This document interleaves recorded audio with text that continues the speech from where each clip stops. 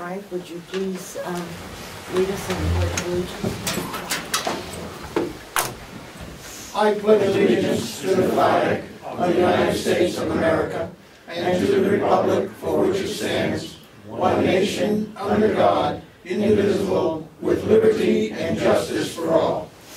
Thank you very much.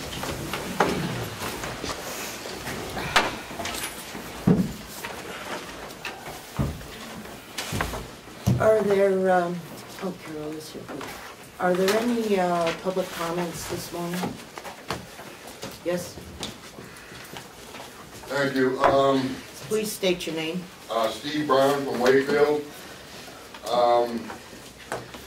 The recent request of the county commissioners to financially indemnify themselves, if you will, with taxpayer money is rather disturbing. This isn't an isolated incident. This isn't one mistake, one oversight.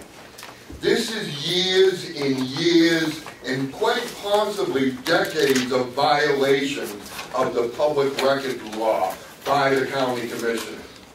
I personally have 91 A's that are still to this day unanswered from the county commissioners going back years.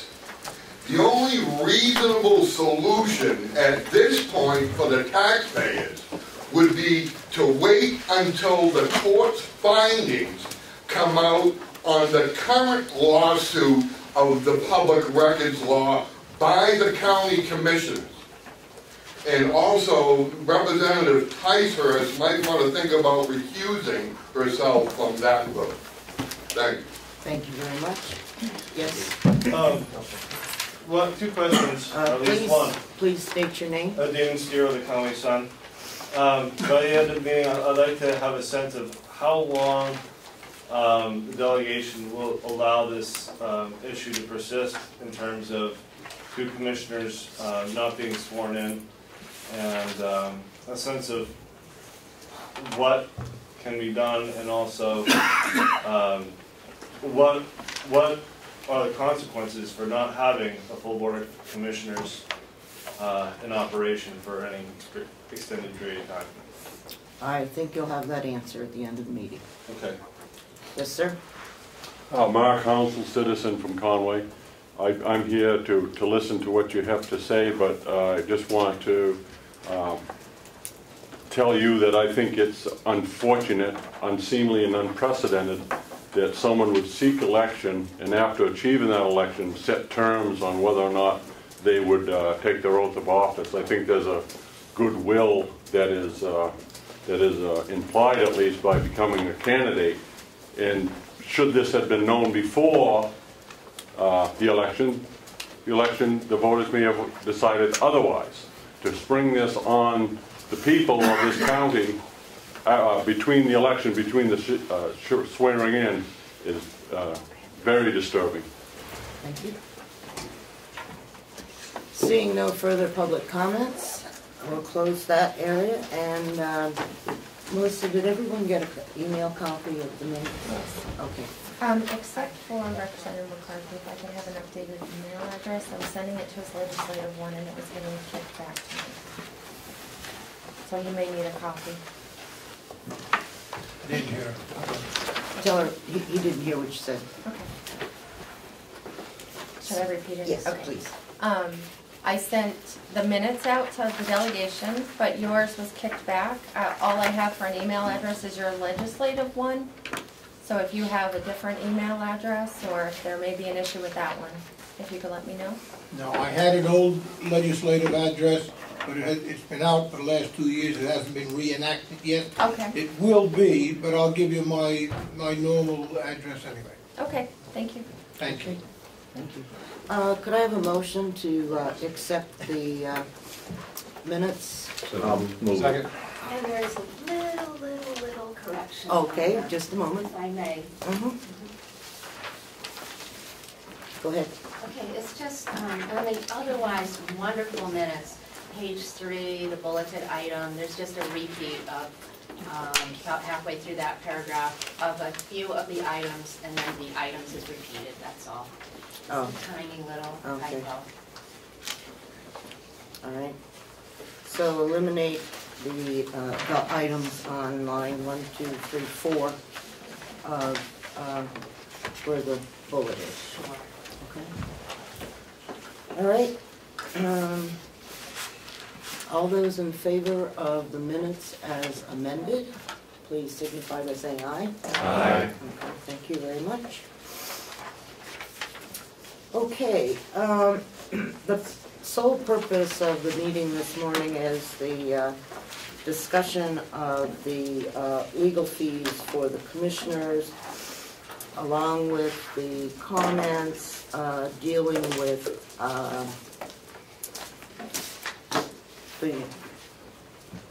the two commissioner-elects talking about how they might not take the oath of office.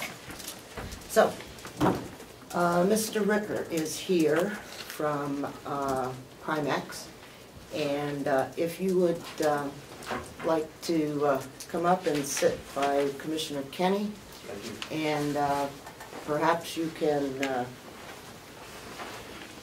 give us some information, and you want to go over your email that you sent out? Sure. Thank you. I sent an email out to the delegation just condensing my exploration, which brought Mr. Ricker here. And it was basically to say that it's my understanding, and Mr. Ricker will clarify, that there is no coverage for 91A legal costs, nor has there been in Primex coverage of county commissioners in the past, and that it is something that they are considering and will look at in the future. And in terms of the details of that, it makes more sense for you to talk about that. The other piece that was interesting for me to get clarified was that it is in statute that the county attorney is to represent the commissioners in situations like this. Well, good morning and thank you. And as you indicated, my name is Mike Ricker. I'm general counsel at Primex. And in that capacity, deal with the legal, corporate legal, and administrative matters of Primex. I also work with members on some of their risk control and loss management efforts that relate to the coverages we provide. For those who aren't familiar with Primex, that's an acronym for the New Hampshire Public Risk Management Exchange. We are an alternative source of insurance products for the New Hampshire public sector that enables you all to buy homegrown coverage instead of going to the commercial markets. And we're called a risk pool, and risk pools exist throughout the country. They were generally formed back in the 80s when the commercial insurance market retreated from the municipal and public entity sector. And it was pretty precipitous and abrupt. And there was a transition period of municipalities having to self-insure for their losses. And that did not work well. So they started to figure out how can we get band together to provide insurance for ourselves. Larger municipalities like Manchester, Nashua, they run a singular self-insurance program. They can hire staff, and they're large enough to do that. Many other larger municipalities, and certainly the smaller and mid-sized ones, prefer a collective or a collaborative. So they've self-insured, but they come together to be sort of one big self-insured. In order to do that, they have to have a management entity to do it, because they can't administer it themselves. They're busy with other matters. That's where Primex comes into place. It's a management entity created to administer a pooled self-insurance program for the local governments. We're fully taxpayer funded, so our members pay, instead of premium, they pay what's called it's a calculated contribution based on traditional insurance factors. But we have the liberty to, because we're a homegrown product, and our board is comprised of public officials from our membership, the coverage can be sensitive to the needs of the municipalities. And we offer a very broad form coverage.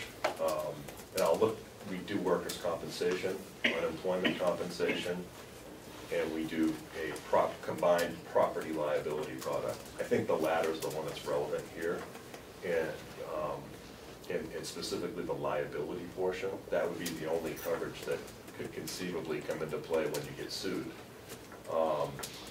And our liability product has multiple components to it. There's a public officials coverage, which is like an errors and omissions, protecting board members and high-level officials. There's a law enforcement component that deals with police and corrections. There's an employment practices component that deals with your risks as an employer of people. There's a general liability component that deals with premises, slips, trips, and falls, and those sort of matters. And I may have left out some ancillary aspects, but it's a broad form coverage designed to meet the typical need of the typical New Hampshire government entity across the county, city, town, school district, and special district spectrum. There's a whole spectrum of public entities we will insure. Again, everybody pays in. You know, it's not, when you compare it to a national company or a regional company, you know, it's obviously a smaller pool. Everybody's paying in, self-funding. And what we can do in a pooling context is, because we have, and our liability program has about 245 members, so we can effectively offer a buffering.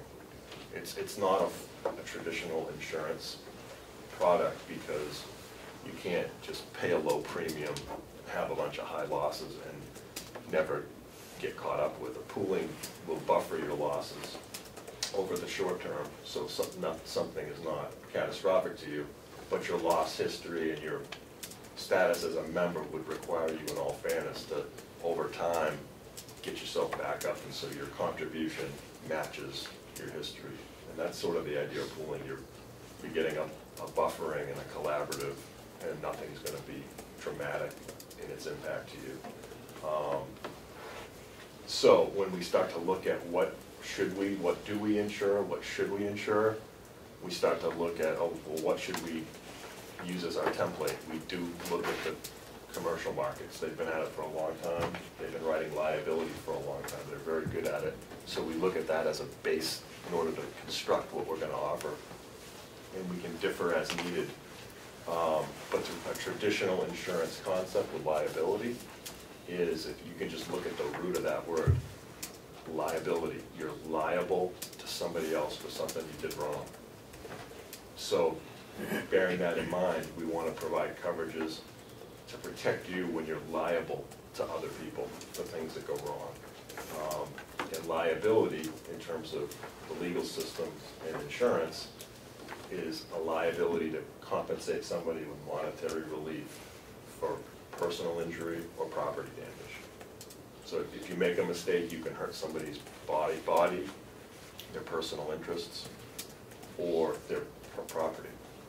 And insurance will step in, and if you make that mistake, they'll provide financial underwriting and a financing structure to meet that financial demand that's put on you by the courts and the third party.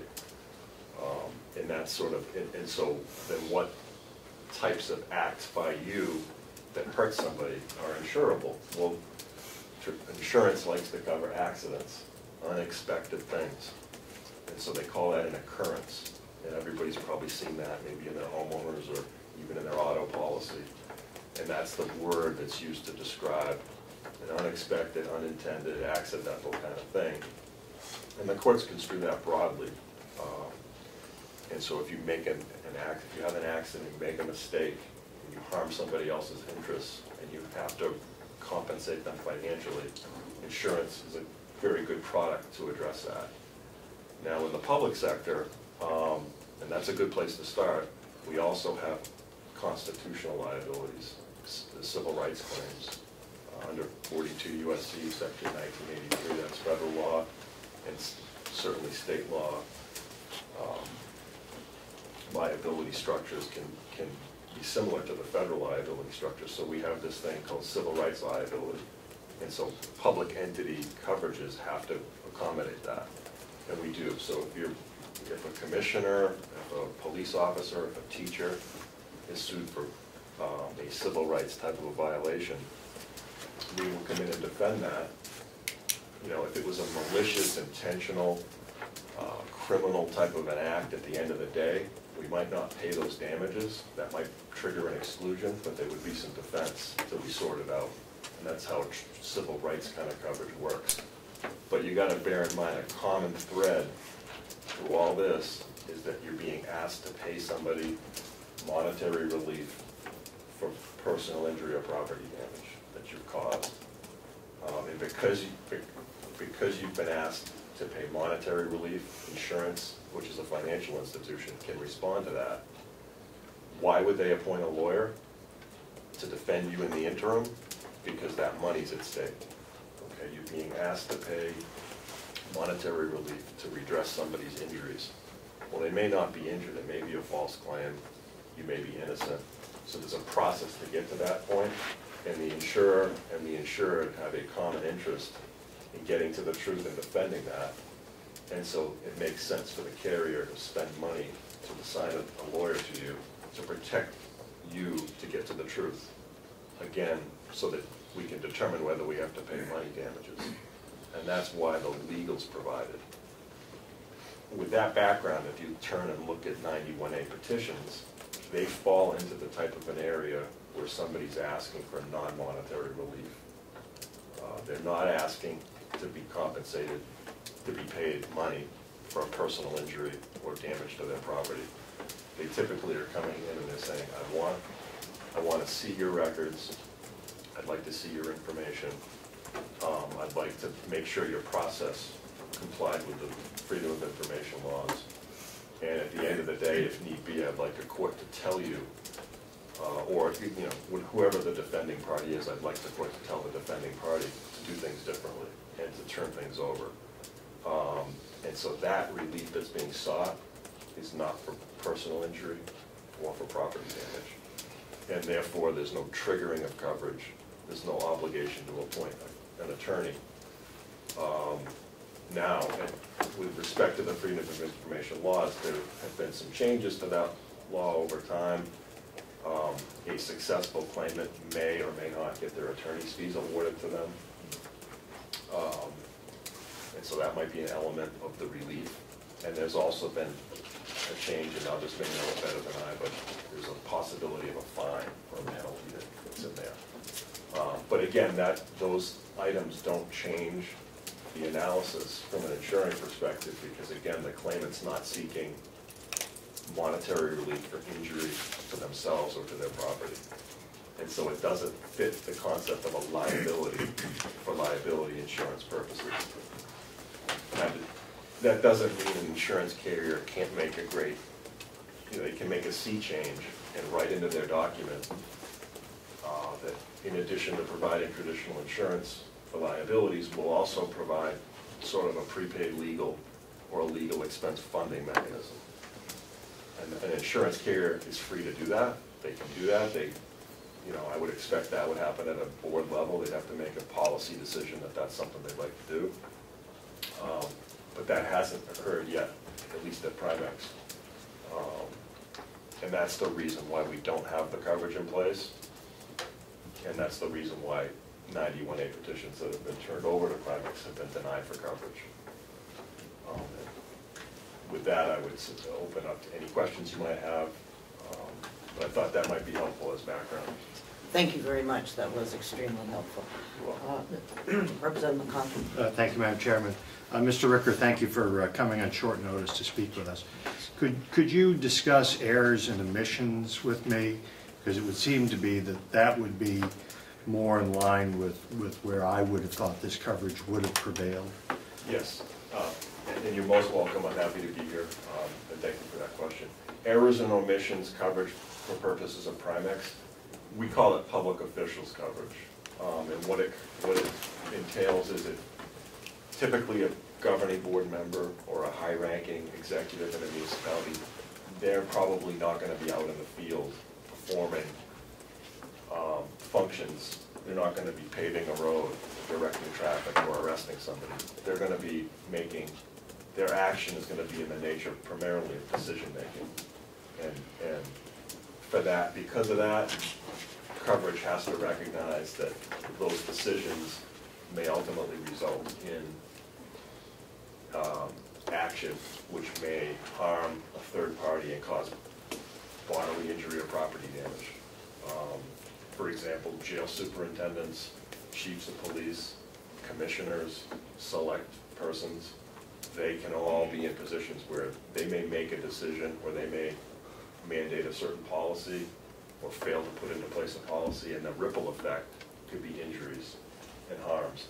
And so if that lawsuit comes forward, and the plaintiff lawyers are, you know, they are intelligent people and they have an ethical duty to bring forth every claim they can for their client, they won't just sue the person who failed to pave the road correctly. They'll also sue the governing board that may not have overseen it or made a poor decision behind the scenes.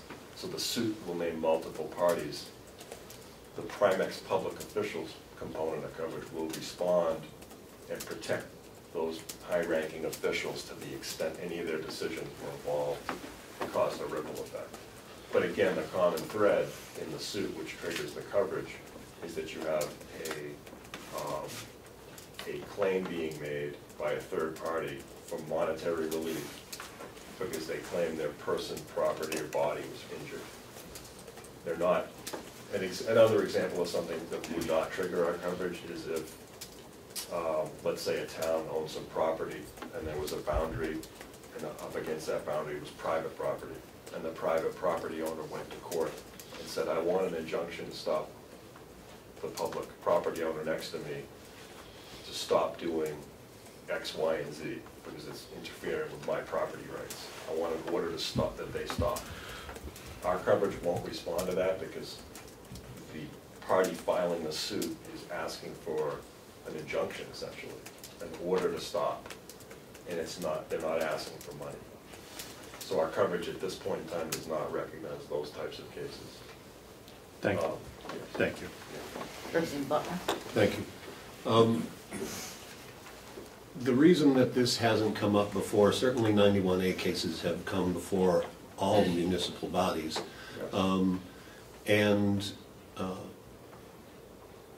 Why do you think that it hasn't come up before Primex or other risk pool managers for municipalities that this be a concern and something that possibly be considered to be covered?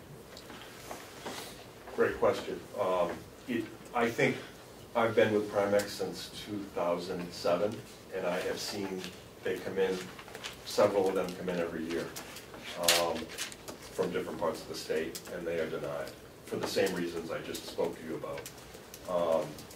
They're a small percentage of what comes in overall. Again, what we mostly see are employment practices claims, public officials claims, general liability claims for premises type stuff, and a lot of law enforcement claims. And in the schools, we find negligent supervision claims come in a lot, and in-premises claims. So they are a small percentage of what we see, but we do see them, we do deny them. And I can't speak for other pools around the country, or there's other pools in New Hampshire. My understanding is that most don't cover this. There may be some that do. Again, their pools are free to hear their members' input and make changes. So you can have different types of coverage. But I think the reason, I can speak for us, the reason we haven't been receptive to covering 91A is it's different than what we normally cover. And we don't just provide the coverage. Primex is a membership organization. The coverage is there, but we provide a lot of training, education, and consulting resources around the coverage. We feel like if we're going to cover something for you, we also want to service it, and service it well. 91A matters are really difficult for us as a risk pool to try to service. They happen, they're hard to predict when they're going to happen. uniquely within the control of the person who receives the request. They're dependent upon record-keeping practices that vary all across the state.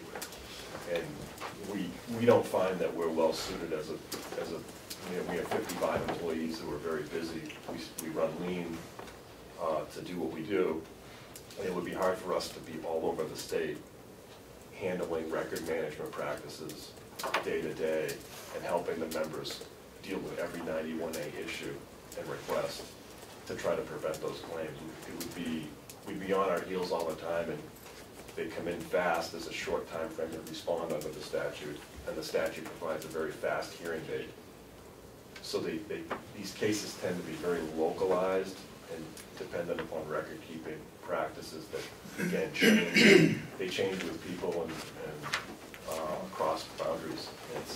It's for those reasons it's been hard for us to envision how we can be effective in helping the members with it consistently and well. The other problem that we see is, again, we have 245 members. It's a funding question. The Primex Property Liability Program, that's the property side and the liability coverages. 245 members. We collect, our annual premium is somewhere in the vicinity of $17 million for the program. And so now you sit and say, okay, if you have 245 members and you'd like to provide some 91A legal expense coverage, what is that, how much is acceptable? So if you were to say $20,000, you multiply 20,000 times 245, I think that puts you in, I don't have my calculator, but you're into the millions. And then you have to figure out how much of that's going to get utilized. And you do a calculation.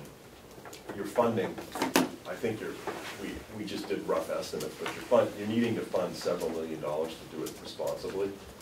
And now you look at your book and your premium, and if you're collecting $17 million, and now you need to add $4 million for 91A coverage across the state, you're looking at asking your members to absorb a 25%, approximately 25% rate increase to fund that up. And so that's the financial side of it. And I'm speaking rough numbers because we didn't sit down with our actuary and actually hammer out what contributions and premiums would actually be. But that's a rough sense of where we start. And larger members, because of the nature of pooling, larger members, counties and cities and big school districts would pay more. So their property taxpayers that fund the contributions to the pool would pay more toward that coverage than the smaller ones. And yeah, so that's the financial consideration. And frankly, we don't know what the utilization would be. I think responsibly we'd have to fund it up well the first year, the first couple of years, gauge utilization, and then I think premium can react to utilization, data on utilization once we have it, but we don't have that at this point. So. Representative Crawford. Thank you, Madam Chair. Being a selectman for 9 years, I can't remember, and using Primex in our town, I really don't remember Primex ever coming in and saying that 91A was not covered. So when I talk to my selectmen and my town administrator, they're like, what?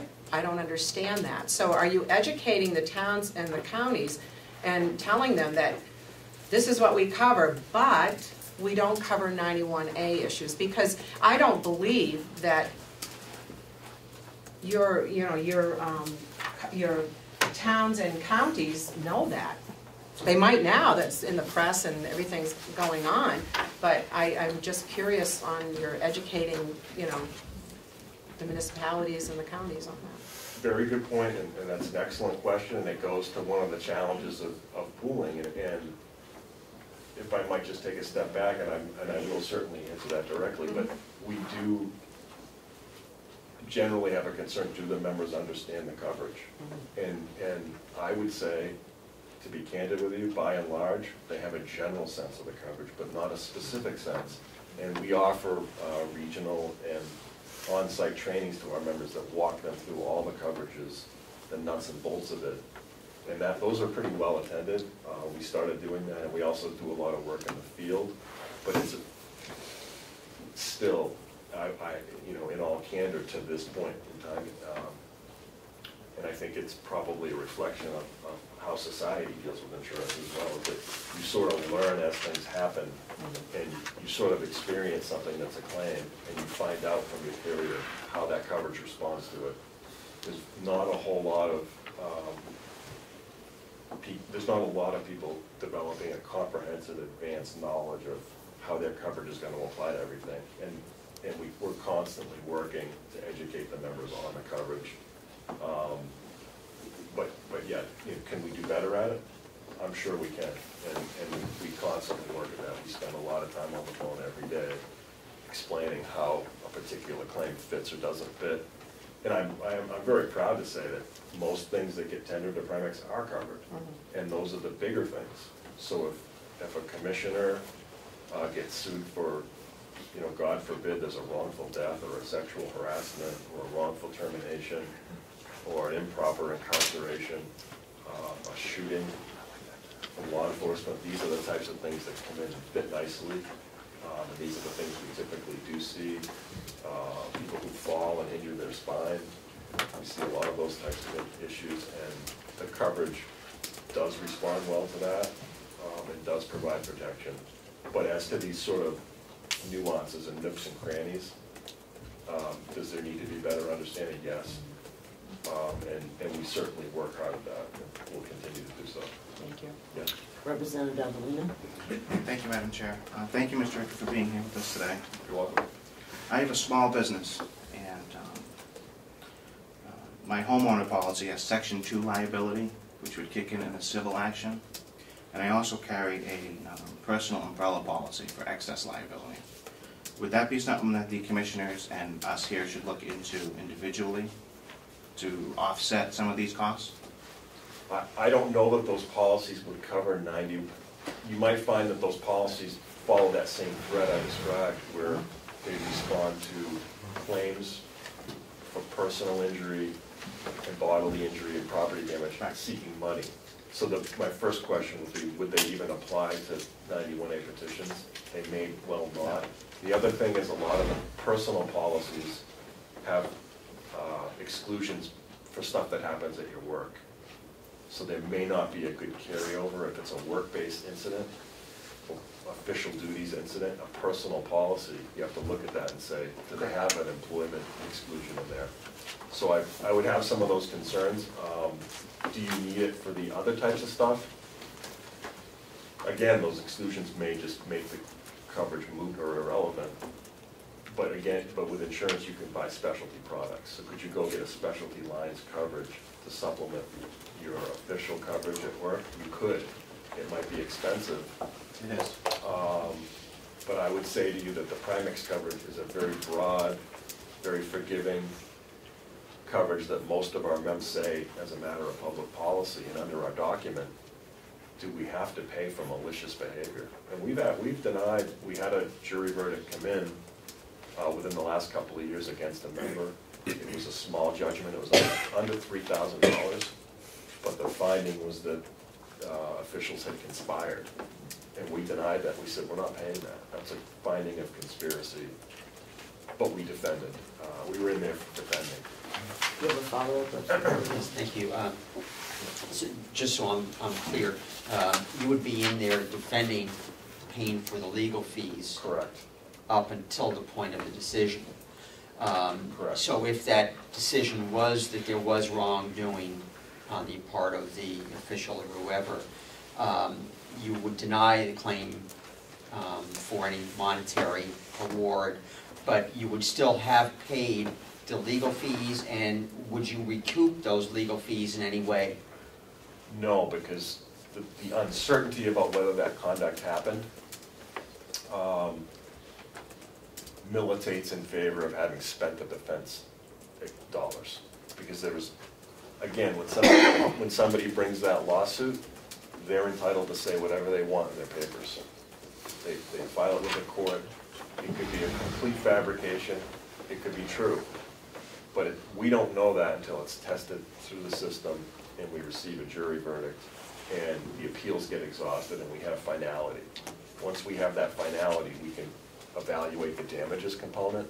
But in all fairness to the insured, because that process required a determination of the truth, we give the insured the benefit of the doubt that we will defend you until we know whether you're financially responsible. And it really has to be that way with a public official's coverage, because again, they're going to be accused of wrongdoing all the time. And many times it's not true, sometimes it is. How does 91A juxtapose with that? It doesn't fit well because the claimant's not seeking monetary relief again. And that's a technical, sort of elemental aspect of liability insurance. 91A it's like putting I'll use an old saying, it's a square peg in a round hole. Is really what it boils down to. Representative McCarthy? Thank you, Madam Chair. Thank you for being here today. It's very, very informative. Although I don't think it's really necessary. If you look at Chapter 29, Title II, Counties, Defense and Indemnification of County Officers and Employees, it very specifically states, and goes right along with 91A8, that unless it is proven by the court, or the judgment of the court is that there was wanton or reckless goings on in the county, especially with the commissioners, they're covered. According to this, they are supposed to be defended by the county attorney. And if the county attorney is not able to do it, the county attorney, with the permission of the commissioners, is supposed to hire an outside attorney to cover all of their court costs.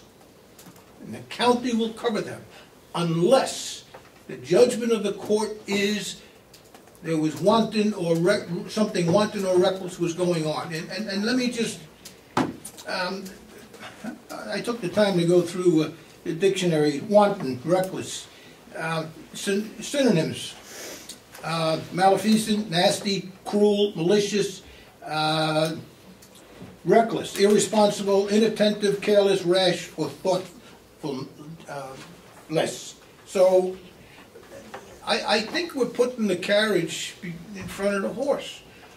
I don't think we can do anything until the court comes up with a final judgment and says, yes, they did something wrong, or no, they did not do anything wrong. In that case, we're liable. The county is liable for all of their court costs. If they did something wrong, we are not. They are personally liable if they did something wrong, if they're found to be wanton or reckless. So until the court comes out with a final judgment, I think we're just, we're looking at the sun. Are there any further questions for Mr. Ricker? I would. Yes. Thank you, Madam Chair, and thank you for the question. I'd just like to get your opinion on, as an example, some risk analysis that you might do. When I insure my home, as an example, I will fill out a questionnaire. I'm within 1,000 foot of a fire hydrant, it's wood construction, it's this, it's that, and my premium is then set upon those risk factors. So when Primex elects to take on one of your 245 entities, and what you're really insuring against is, are there adequate policies and procedures in place? Do you have any type of questionnaire, if you will, that the entity is supposed to fill out and forward to you that gives you some basis for taking them on or not? Great. Another great question. We have those concerns, and we do what's called a cultural assessment. If a member wants to become, a potential member wants to sign up with us, we do this thing called a cultural assessment, and our folks will go out, they'll meet with the member, meet with the officials, ask them about their policies and procedures, get a good sense of the basics. And these are skilled people. We can spot if there are any red flags, they come back to the table, and they are considered in the underwriting process. So we do have a very good idea what we're taking on. We have a very good understanding as a member is with us, what's going on and what the risks are. And that is constantly a consideration, again, in the underwriting and funding process, because, like I told you, we're here to buffer catastrophic impact of lawsuits and claims. Yeah. But if you're what we'll call a high user of the coverage, that experience that you're bringing to the pool will catch up with your rate. Your rates will catch up to that. And you know, do we look at policies and procedures? I don't know that we read them line by line, but we're savvy enough and have seen enough, and we know what the issues are with policies and procedures that we can tell from the cultural assessment. We can tell after you're with us for a while if that's a challenge, and it may impact your pricing. If it's translating into claims dollars to the pool. Now, if if a member has bad policies and procedures, but they just run lucky, or their claims are small, we're not gonna come in and crank up a person's premium who doesn't have claims. If they're just running lucky, they're running lucky. Right. But if it starts to impact claims, we are gonna come in and say, well, you had an increase, and here are some of the reasons why, and some of these claims were directly as a result of policy failure. You might want to look at that. Okay, thank you. Yes. Go ahead, Representative Cordell. Thank you, Madam Chair. Just to follow up a little bit, that claim history that would be built up by a covered entity, that claim history and payments by Primex for coverage of incidents, that's all public information, correct? Well, that's a good question. You folks are very sharp. That's why we get paid the big bucks. The enabling statute for risk pools in New Hampshire is RSA 5B. I think it's RSA 5B:7 is a provision in that statute that provides for the confidentiality of our claims information. So if we receive a 91A request from the public or the media about members and their claims, we will deny that because we have a statutory protection. If we have a member call us up and say, well, we don't care, go ahead and release it, we might release it if the member consents. But we have a statutory protection. Those claims, the fact that they've been filed is available in the courthouses also anyway, so people can get them there. But as you might expect, we have claims management information, we have adjusters of work product, their notes, their thoughts, we have settlement discussions, we have a lot of stuff that the legislature has understood that the public should not see because it'll interfere with the process of resolving disputes and getting people's coverage administered effectively. I can't call up your homeowners and get your information. Go ahead, Representative Cordell. Would the information be available on a broader scope? As a member of the delegation here, I might be interested in, is our county filing, claim after claim after claim for different reasons with Primex and getting payouts and therefore paying higher premiums because of that claim history? Would information like that, number of claims, number of payments, etc., be available? Typically, the requests, we don't receive those requests from external parties. I think the question would be, are you an internal party? Are you part of the county? Because the county as a member can certainly come and meet with us and say, I'd like to sit with you and understand my premium. I'd like to understand how my claims affect that. And we have those conversations with the head officials for our member. I think if it were a member of the public coming in asking to do that, we would say no. If it were a commissioner, we would say yes, come in and have a seat and talk to you about your claims. If it were a delegation member, I don't have that analyzed yet. I don't know under the statutes if you're the member or not the member. It's a great question. So I would defer on that at the moment. Thank you. With apologies. Are there any further questions?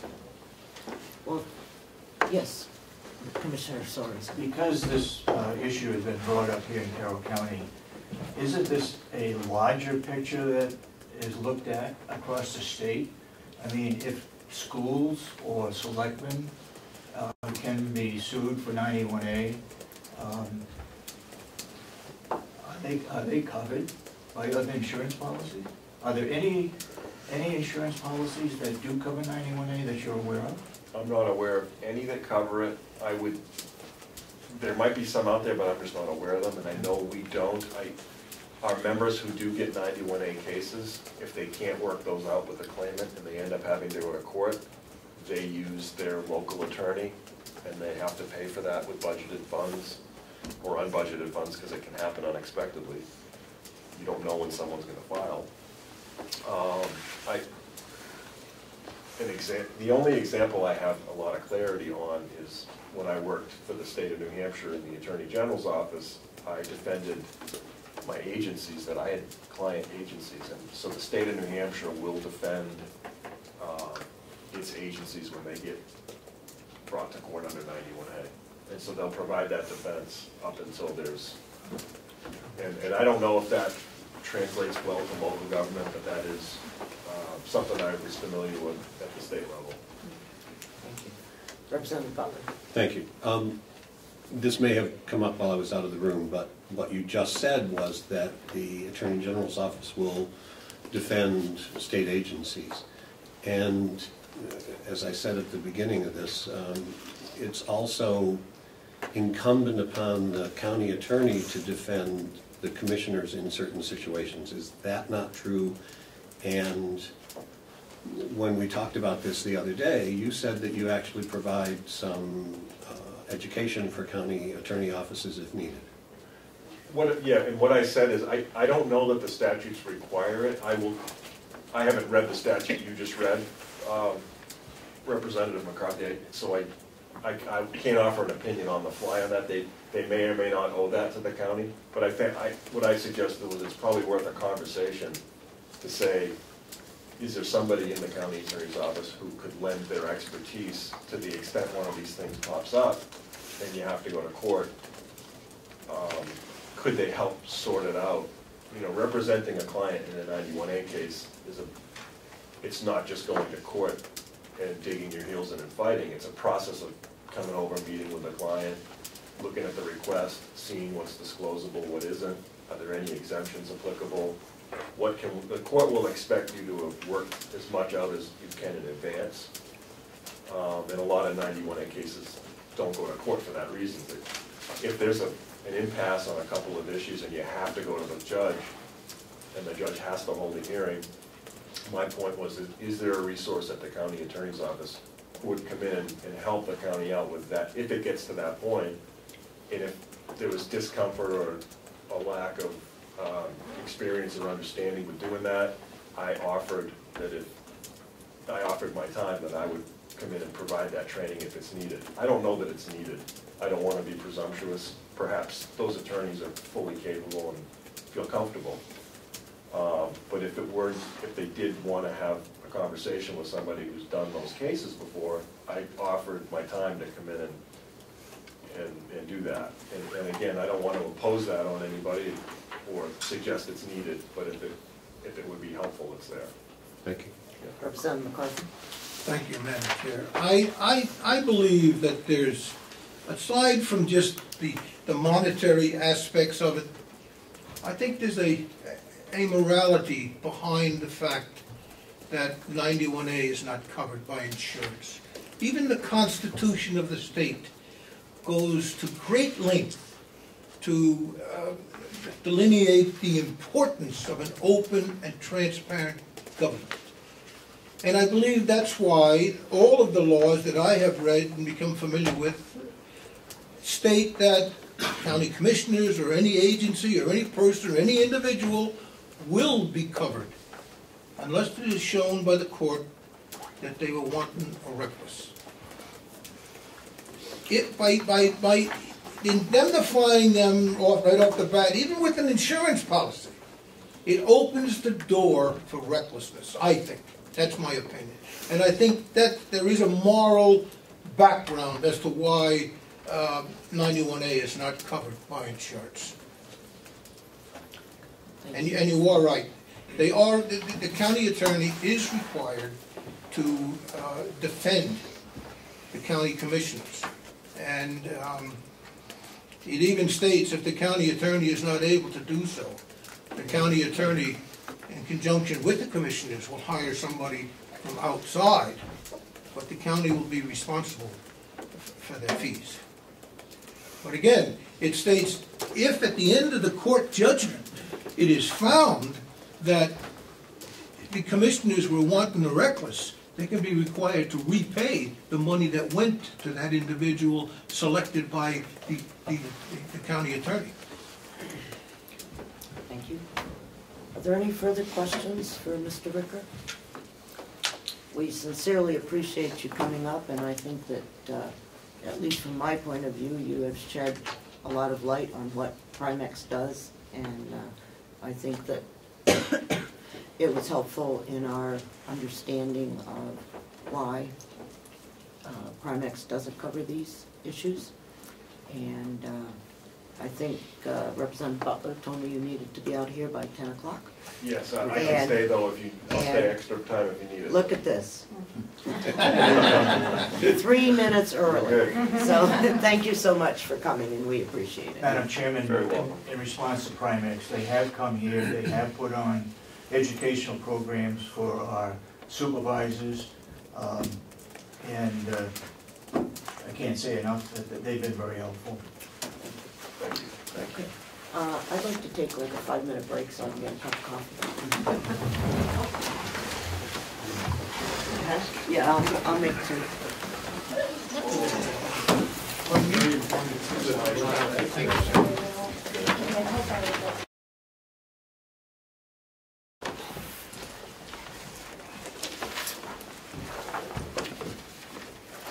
The information that was provided to me, and I hope everyone else, I think everyone else, was the legal fees for the commissioners was $59.92.50 as of December 10th.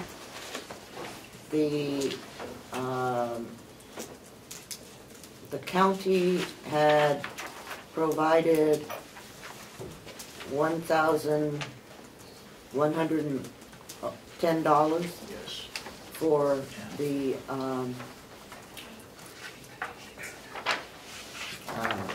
thing, and that leaves a balance. 1,100.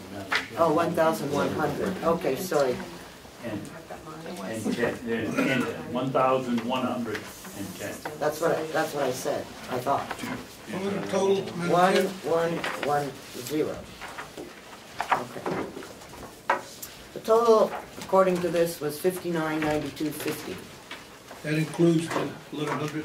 Yes.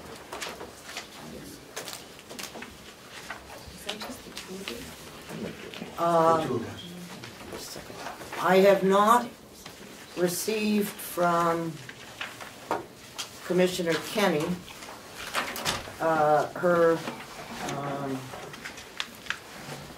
notations of legal fees. At this point, I'm not going to submit anything and any bill because the case is not over. We're going to court.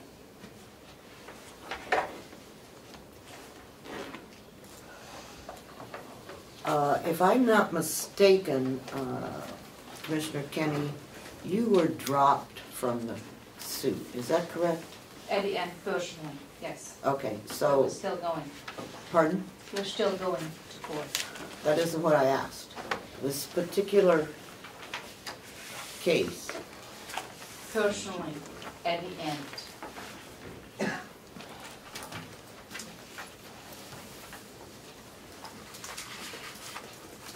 She was dropped. She was dropped. At the end, personally, yes. Okay. But then she will. Okay. And so,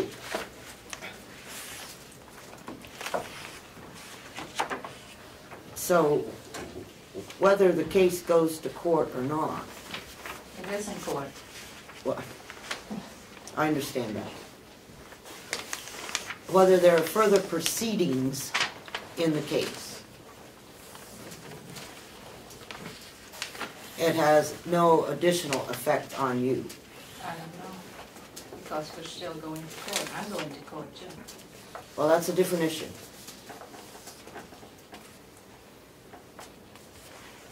So,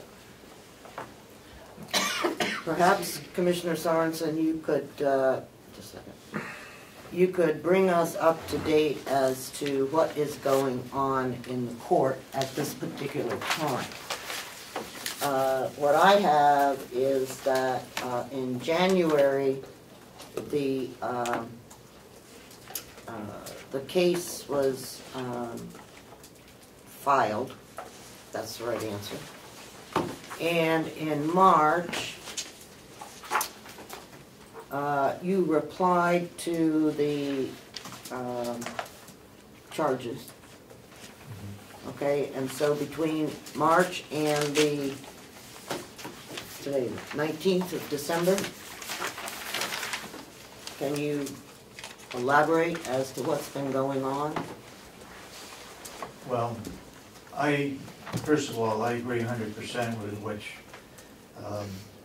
Representative McCarthy had read that is in I don't our care about case. that. I only care about where is the case right this minute. Right now, it's in the court, and it's the judge just to decide whether we did something wrong or not.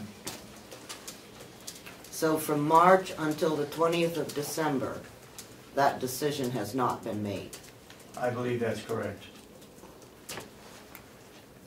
Okay. Is there any indication? Do you agree? Oh, yeah, there's a proposed settlement, and Speak up, please. the judge is on. There is a proposed settlement, Uh-huh.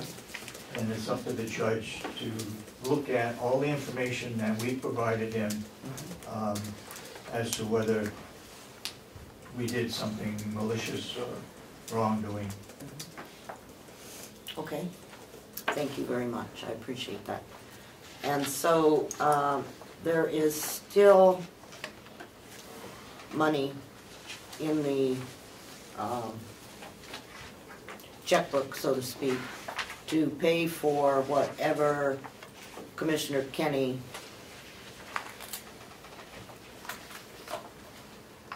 is going to submit or not submit. Is that correct, Kathy?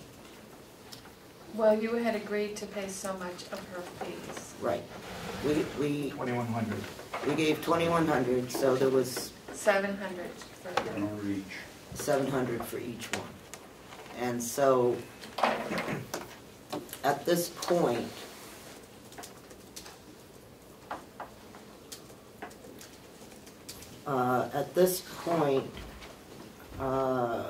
we have not paid out all 1,400. Correct. Correct. So there is still, I can't subtract that in my head. 290. Okay, thank you. So there's still $290 there, plus the 700 that has been set aside for Commissioner Kenny, who has not submitted anything at this point.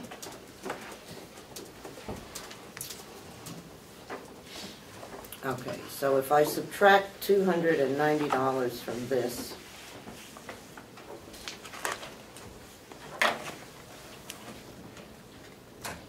I think that comes to $4,592.50,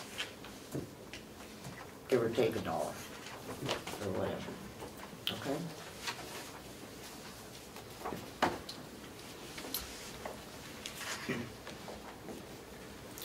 Representative Schmidt, you had a question? I was just going to make a comment.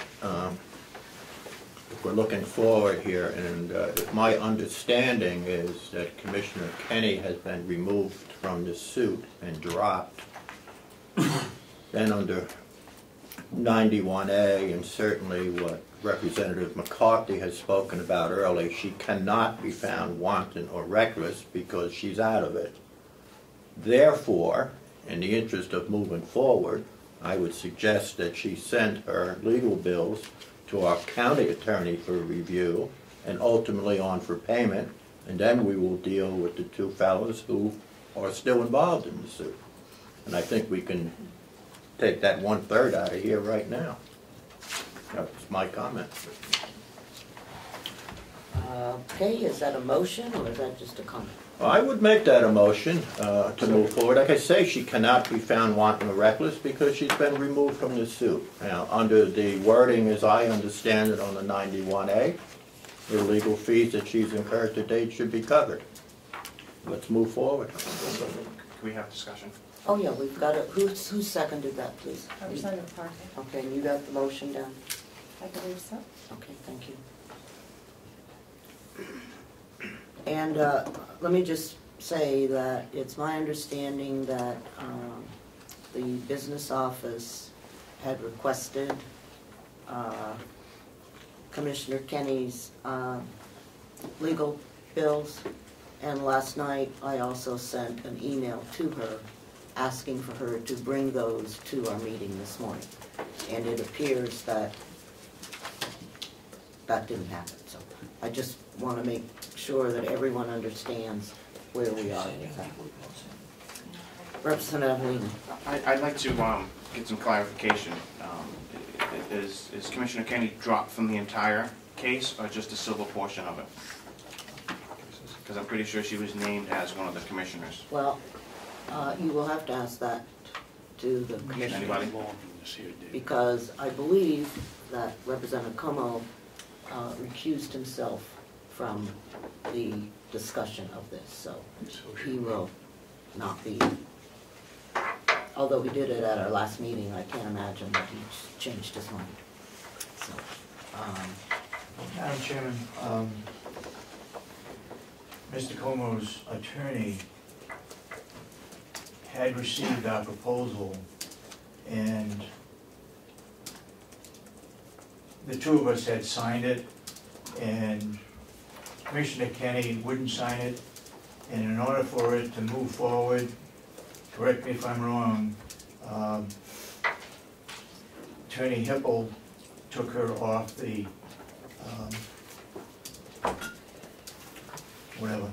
off the case.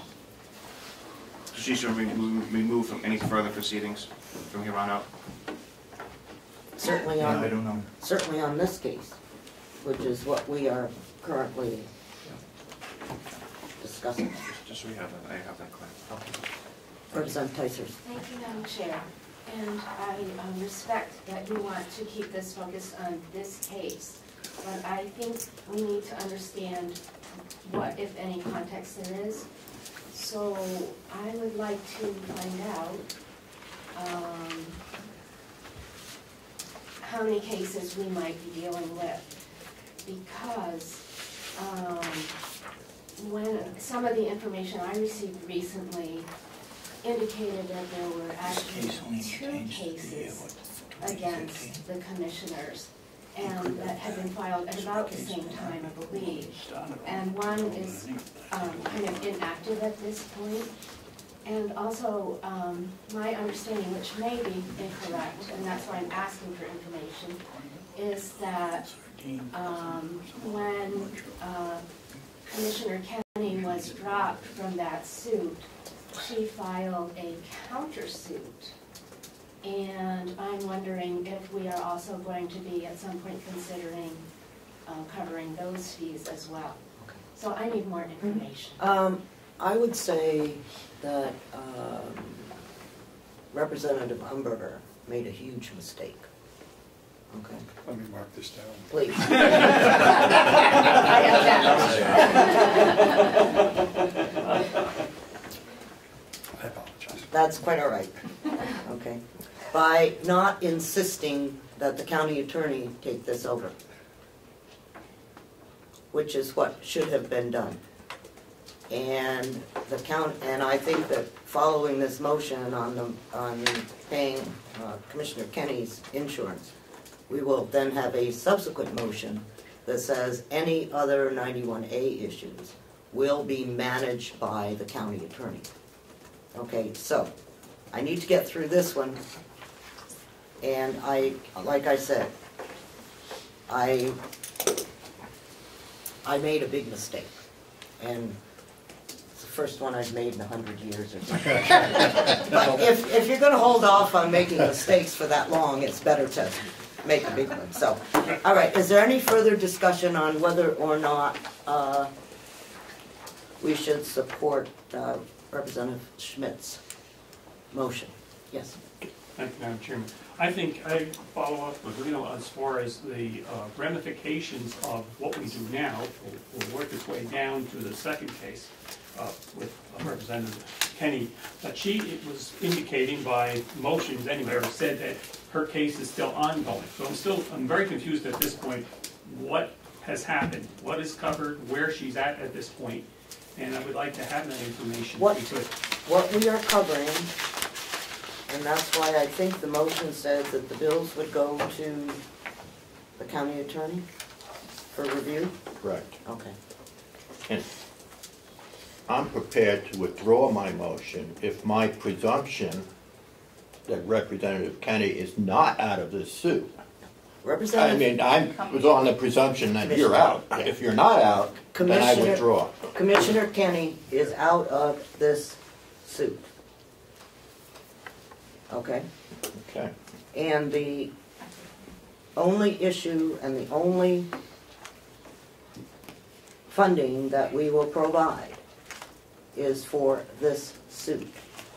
Because anything else that comes up, if subsequently we pass the motion on the county attorney, then there will be none of this stuff that we've been experiencing with this. Okay, yes. Yes, thank you, Madam Chair. I think what we're doing is still a little ahead of ourselves. We're setting a precedence before the case has come to a conclusion. I would rather wait until the court case is fully and totally adjudicated and the court makes a decision, and then go from that, rather than doing it piecemeal with one commissioner and then another commissioner. Particularly under the circumstances that we're under now, that we're not exactly sure where it stands. I would rather wait for it to be fully completed, and then we'll do what we have to. In response to that, if I might, if you'll beg my intrusion, if the court, excuse me. That's mistake number 2. No, I have a call into the Secretary of State, and that's who it is, and so, pardon me. Hello. Yes. Yes, I was wondering if you had gotten that. I wonder if we should hold the discussion until the chairman's, unless it's a general question. Happy to continue, but I would hold until the chairman is back with this late breaking news announcement. You have access to. He said, and I think that that if the court found it wanton and reckless, then they would be required to pay the money. But just as Primex indicated, they take the legal fees, and then if there's something wanton and reckless, then they don't pay the damages. In this case, there are no damages required. And so we would, in fact, have the 2 commissioners pay for being wanton and reckless. May I? Is that how, I mean, that's how I certainly read this. So, yes. The law, what you just said is exactly correct, except that the law also states that they can be made to reimburse the county. That's correct. Even their legal fees. That's correct. If they are found to be wanton or reckless. That's correct. Absolutely. Okay, so we are discussing only the motion, which is Commissioner Kenny's $700.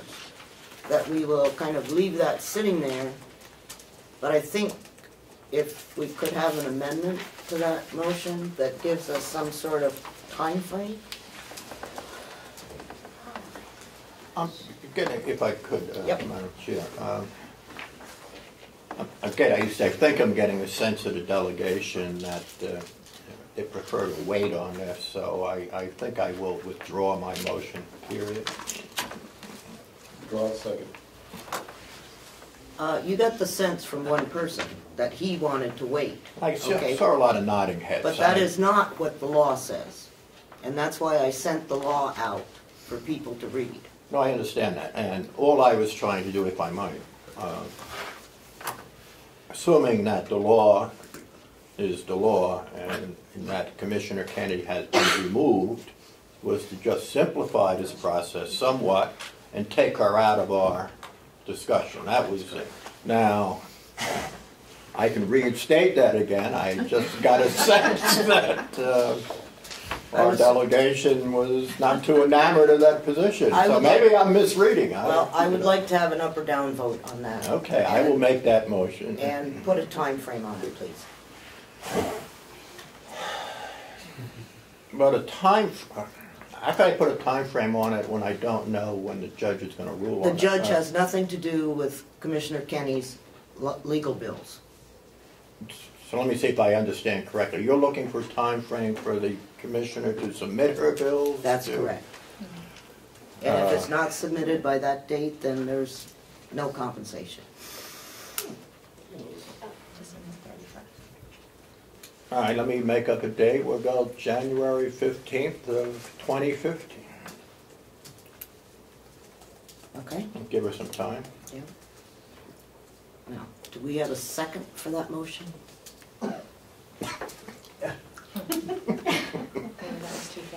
I might consider seconding Just if a I moment. could understand it further. The full motion as it's. Could you please read the motion, Melissa? Okay. I have it in front. The motion is given that County Commissioner Aisha Kennedy has dismissed from personal suit into the Comeau versus Commission case. She should forward any legal bills regarding her expenses to date to the county's attorney office for consideration by 1/15 of 2015. I'll be willing to second that. Discussion? Yes. Quick discussion. If my memory serves me correctly, when we sat here the last delegation meeting or the meeting previous, the instruction to all the commissioners was to bring their bills forward by a date certain. And I believe that date certain was ahead of January 15th, wasn't it, Madam Chairman, or am I incorrect? I don't think that we set a date that I remember. Okay. I will further my conversation to say that I would, I think we need to resolve this and move forward. And if we're going to set a date, it should be bills to a date, and that date should be no more than 10 days from where we are right now. So I'm not amending it, but I will support January 15th. Submit invoices by that date, and that date was 1/9/15. Yeah, so I would support a motion that pushes out 1/9/15. Will you amend that to the 9th? I will be thrilled to amend that to January 9th. I will second that. Okay, all right. Okay, Representative McCarthy. Yes, thank you, Madam Chair. I have 2 points that I would like to make. Make sure that they're dealing with the motion. Yes, they do deal with the motion. Thank you. One is, I would like to amend the motion to just add in that in accordance with RSA 91A8 and RSA Chapter 29A, we are going to do the following. And then also, I would like to just mention that in order for them to be represented at the cost of the county, they have to submit a request within 7 days of the time they're served with a court case. Excuse me. Well, I would like that to be a separate motion if we could, once we get this one through, because it's an interesting separate discussion. Because it is. So, if I could, Melissa, would you please read the motion again? Given that County Commissioner Asha Kenny has been dismissed from personal suit in the Comeau versus Commissioner's case, she should forward any legal bills to date regarding this case to the County Attorney's Office for consideration. Okay. What date did you have in there? By January 9th. Okay. But if I might, just for clarification on the wording, she should forward any of her legal bills. That's right. Not just any legal bills. What about the citing of the 2 RSAs? That's a separate, we're gonna take that up later. Okay? Representative Nelson. Thank you, Madam Chairman. Would it be possible for us to ask the other party whether this is accurate information, that this has been settled or withdrawn? Representative Comeau? It's actually, no, because that's not, we don't, he has excused himself, and the commissioners have indicated that she has been removed from the case. But if she has not? She has. From this case. Okay? Could we verify that, Madam Chairman?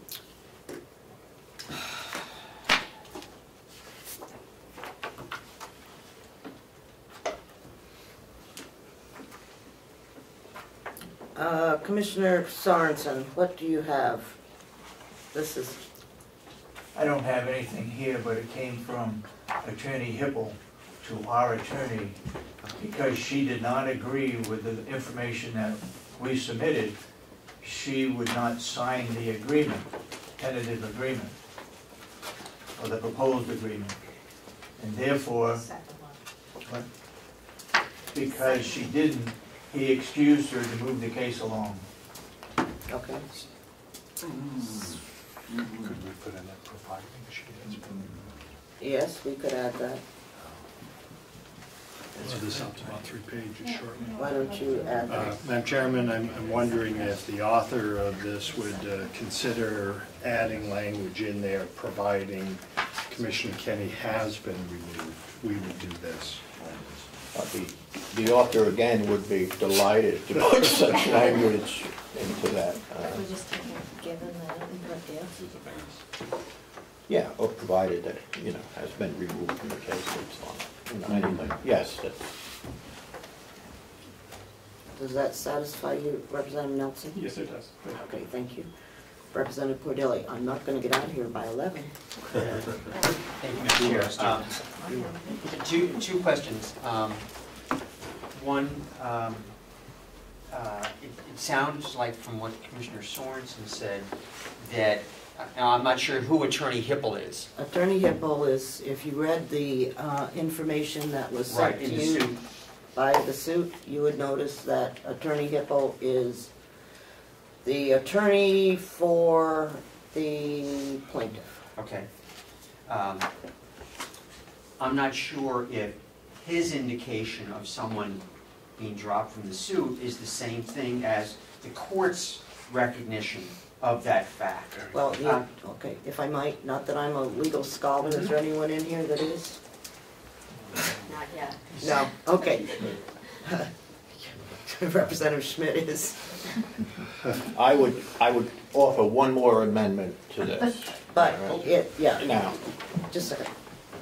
But generally, if the lawyer agrees to drop someone, then the court agrees. Okay, and that's why we added in there, provided that she's been dropped. Okay? Follow up. She is, from what I understand, she is being dropped from a proposed settlement agreement. Right. So does that settlement then affect just the two commissioners?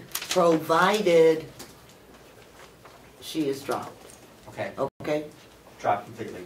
And my follow-up to that would be a follow-up to Representative Tyser's question. Is there a differentiation between public responsibility in the suit and individual liability within the suit? If we listen carefully, okay, for public officials, as it says here, it is wanton and reckless. And the court will decide if it is wanton and reckless. And if I'm hearing correctly, that at this point in time, the court is trying to decide on a settlement that appears to be going on at this point in time. Okay? And so if the suit and the actions of the commissioners were not wanton and reckless, okay, if they were, then they'll pay. If they weren't, then they won't. My reason for asking that was, in one part, to follow up on Representative Tyser's, but also in 91A8 in terms of remedies, a person involved in the suit can be hit with civil penalties as a result of the court's decision. That's correct, if the court decides Right. that that's, but as the case went forward, there was no request for penalties. Okay? So, we are focusing on whether or not we're going to allow Commissioner Kenny to send her bills to the county attorney not later than 9 January. Okay? So, Representative McCarthy, you have patiently been holding your hand up. Just a simple question, Madam Chair, of the commissioners. Do I understand it that we're going through all of this right now because you're demanding your legal fees to be paid now? Or are you willing to wait until the case is completed and then request your legal fees? Well, I think you've already paid a portion of it, so you've agreed to do a portion of it, why not finish it? So then you're all three asking for now? No, that's my personal. I don't know what the other two are. Okay, Representative Ticehurst. Thank you, and I apologize because I do sense the frustration that I need to know clearly if we agree to pay this amount. $700. Right. We've already agreed to the $700. Okay, so there's no question about whether we're going to pay the $700. That's correct. So all we're doing is we're asking for bills to be submitted. I just want to be clear on whether these are bills for the suit as an official or the suit as an individual. As an both, official. Okay, and not any bills for a suit as an individual. That's correct. Thank you. I think that's incorrect. No, but what you said that it is for the individual, right? Really as individual. Yeah, but what you said is they're not correct. If it is This is for individual. Okay, if it is dealing with this lawsuit, okay, whatever the number is,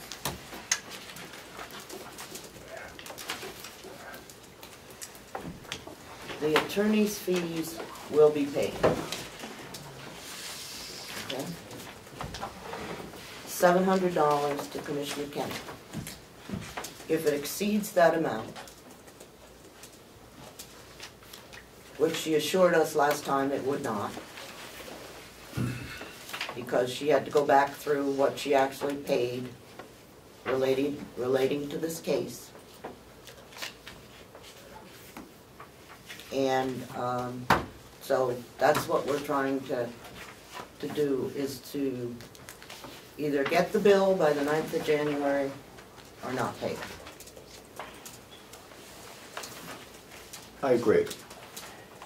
My understanding, as of right now, we have 2 commissioners involved in the suit, not 3. That's correct. So I think we need to address the 3rd commissioner who is no longer part of the suit, put it aside, and then we can focus on the 2 commissioners who are still in the suit. That's all I'm trying to do here. Yeah. Okay? Could we have the sheet? Sure. Thank you. Would you read the motion again, please? The motion states, provided that County Commissioner Ash Kenny has been dismissed from the personal suit in the Comeau versus Commissioner's case, she should forward any other legal bills to date regarding this case to the County Attorney's Office for consideration by January 9th. So the money's set aside, $700.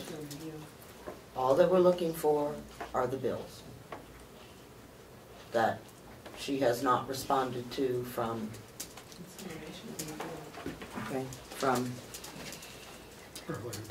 earlier requests. So, if you will, please call the roll. Representative Avalani? No. Representative Butler, yes. Representative Comeau? Abstain. I'm sorry, yep. Representative Cordelli? Yes. Representative Crawford? Yes. Representative McCarthy? No. Representative McConkey? Yes. Representative Nelson? Yes. Representative Parker? Yes. Representative Schmidt? Yes. Representative Ticehurst? Yes. Representative Umberger? Yes. 1, 2, 3, 4, 5, 6, 7, 8, 9 to 2, the motion passes.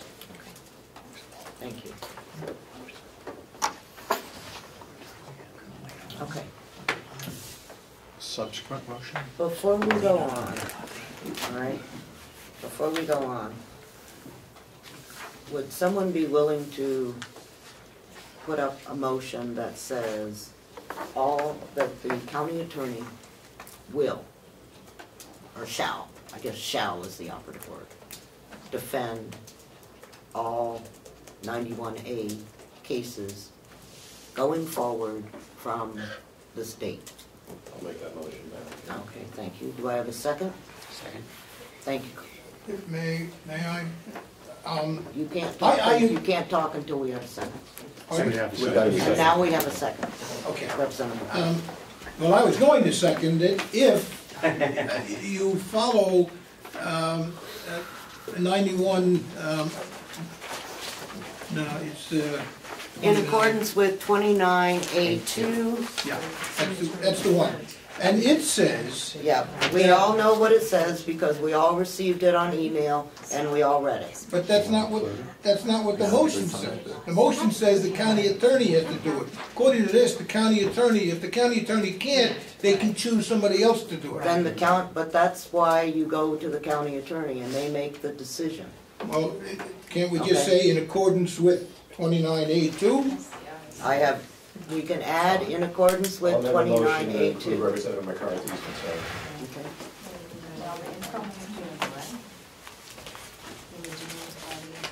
Okay, is there any further discussion? All right, could we have read the motion, please? In accordance with New Hampshire RSA 29A2, the Carroll County Attorney shall defend all 91A cases going forward from this date. Okay, thank you. Do we need a roll call on that? Okay. All those in favor signify by raising your right hand. Representative Avalani has his left hand up. All those opposed? Abstentions? Abstain. Okay, thank you. So we have, no, I can't count.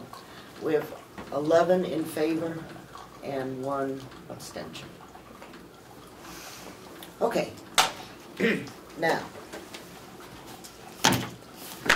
That's all our business. no, that's not all of our business. We need to decide on the payment of the additional $4,592.50 for the legal fees associated with Commissioner Sorensen and Commissioner Babson. Yes, Representative McCarthy.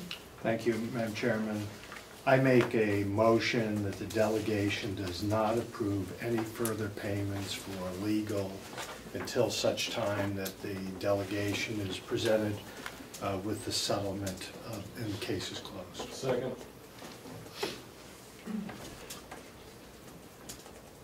Okay. Discussion? Yes.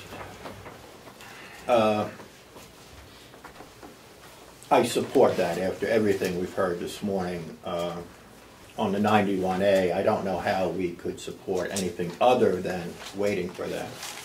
But it begs a question, if you might enlighten us after all of your conversations. Swearing-in date is fast approaching. I'm not going to discuss that in relationship to the legal bills. You're taking all the fun out of it. I know. That is a discussion that will follow the legal bills.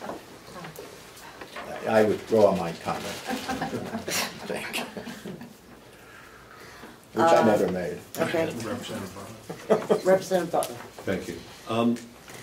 In light of the fact that if malice and wanton recklessness and all those other words are found to be the case once this case comes to a close, and if that were the case, the commissioners would be required to repay whatever expenses the county had put forward in their stead. I will vote against the motion because I believe that we can provide the necessary umbrella of coverage, which many of the statutes clearly indicate are expected. And if malice and recklessness and wantonness is determined, then no matter what we do here, they will still be required to repay the county's expenses.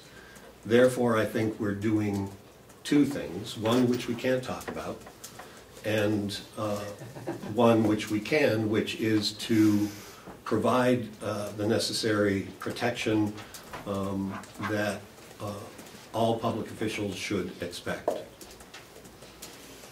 Representative McCarthy. Thank you, Madam Chair. I believe, sir, with all due respect, the law does not say they shall be required to repay. It says they may be required to repay.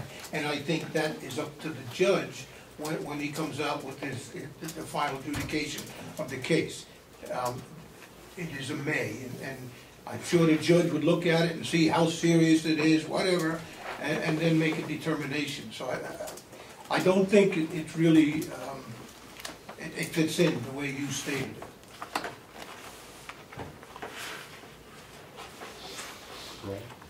No, not yet. I have one thing to say.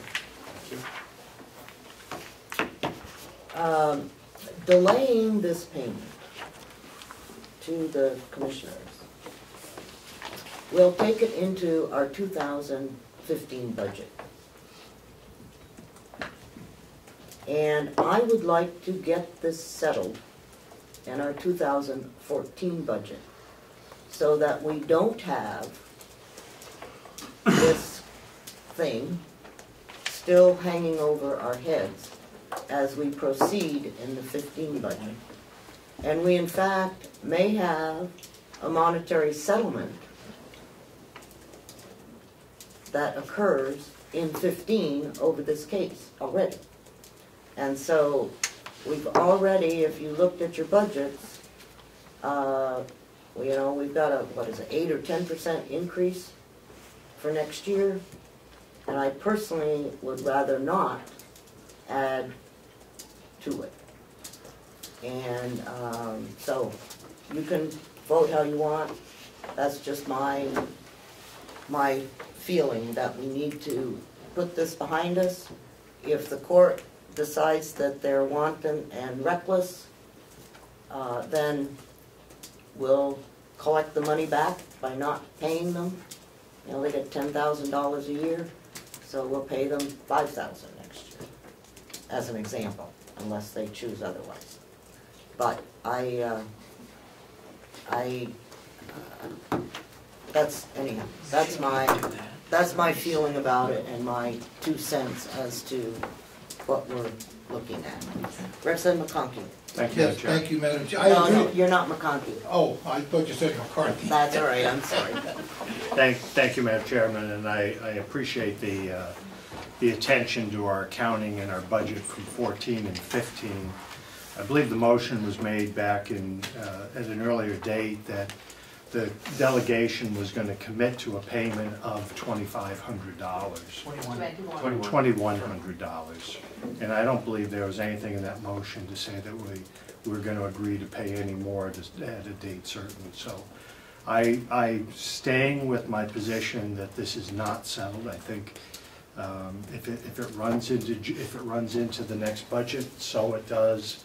It wouldn't be the first time this county has had to find $5,000 to make a payment. And as we're told, you know, that isn't really a large number. So I'm staying with my premise that no money to be paid. Representative Cordelli. Thank you, Madam Chair. I believe I will be voting for the motion based on 91A8 remedies. And the first sentence, I think, says it all. If any public body, agency, or officer violates any provisions of this chapter, the public agency will be responsible for the attorney's fees and costs. We don't know yet the outcome if they have violated, for the court, any provisions of this chapter. So until we do know that, I don't think that we can proceed with any further payments. Further comments? The only thing I will say in response to that is if my big mistake had not been made, the county would already be paying for this. It's not something different or new. If we had followed this and said, county attorney, you will take this suit or you will find someone else and pay for it, then we would not be having this discussion. So that's the, you know, the other thing that we need to consider. Yes, Representative Buck. As much as you are willing to accept your responsibility in that decision, I believe that it is all of our responsibilities, including the commissioners. We should have known about that statute, we should have understood it, and we should have been able to stop this debacle early in the process. And I think now to require the commissioners to shoulder it when it is at least in part our responsibility that we're here is wrong. Okay, is there any, yes, Representative McCarthy, I'm sorry. Thank you, Madam Chair. And I'm going to go against my own thinking here. I tend to agree with the chair that we got to get this out of the way before the 2015 budget. And if we're going to set it aside based on whether or not the court comes out using the word wanton or reckless, it's also up to the court whether or not they will be required to repay whatever was paid. I believe if the court says they were wanton or reckless, the court will also say repay. Therefore, I'm going to go along with paying the bills now, and if the court comes in and says we pay, so be it. If they don't, they're innocent, so be it, it's over. I agree with the chair. Okay, could you please read the motion? No further legal expense payments will be made until the settlement is received and the case is closed. Thank you. Do we need a roll call? Yes, okay. Seems to be rather a clear and concise motion. There are times, as you can see, when Representative McConkey and I do not concur with that. But we're still having lunch. But we're still having lunch. Shall I call the roll? Please. Thank you. Representative Avalani? Yes. Representative Butler, no. Representative Cordelli? Yes. Representative Crawford? No. Representative McCarthy? To pay, right? No. This is to not pay. Not pay, no. Representative McConkey? Yes. Representative Nelson? Yes. Representative Parker? Yes. Representative Schmidt? Yes. Representative Ticehurst? Yes. Representative Umberger? No. Representative Wright is not here. The motion carries 1, 2, 3, 4, 5, 6, 7 to 4. Okay. So, commissioners, there will be no payment, additional payments, until after the case is settled. And as soon as that's settled and you find yourself not to have been wanton or reckless, or the judge does, then the payment will be made. And I would have to assume that that payment can just be made if the case doesn't say wanton and reckless, that it doesn't have to come back to the delegation. Okay? So, and I will also expect that when the case is settled, that the commissioners will send each of the delegation members the judge's decision, so that we know that you weren't wanton and reckless. Or you were. Representative McCarthy. Thank you, Madam Chair. Just an observation. If the chair is willing to admit to a mistake, I'm willing to agree with the chair at least once. Thank you. Okay, Representative Cordelli. Thank you, Madam Chair. Just in terms of my own position, if they are found not to have violated provisions of the chapter, I would be in favor of submitting, of accepting their bills for payment by the county. The court may impose civil penalties, however, also, and I am not going to get into any payment by the county of any civil penalties for wrongdoing under any circumstances. Well, this was for legal fees. Right, yes, I just wanted to clear. Legal fees. Madam Chairman, can I make two comments? You may make 3. Number one, we did go to the county attorney. She said she wasn't experienced in 91A. She agreed that Mallier would be the appropriate attorney to hire, which was done. Second, if we felt, personally, if I felt I was guilty, we could have paid a $2,000 penalty and solved the problem. Because that's what it is, between $250 and $2,000 to admit that we were wrong. I don't think we were wrong, and that's where we are. Okay. Perhaps you can ask Peter if he will hold off on sending the bill collectors for you? We have paid. We've already paid. Oh, okay. I didn't know that. I didn't appreciate that comment, Madam. What? Oh, I didn't know that. I'm sorry. I don't think it is any part of this discussion. Okay, fine. Representative Ticehurst.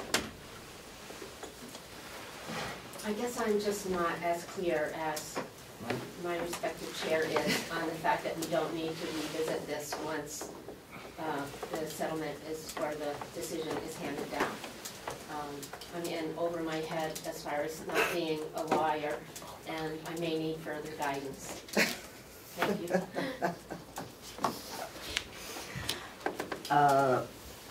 if we go back to the motion that said,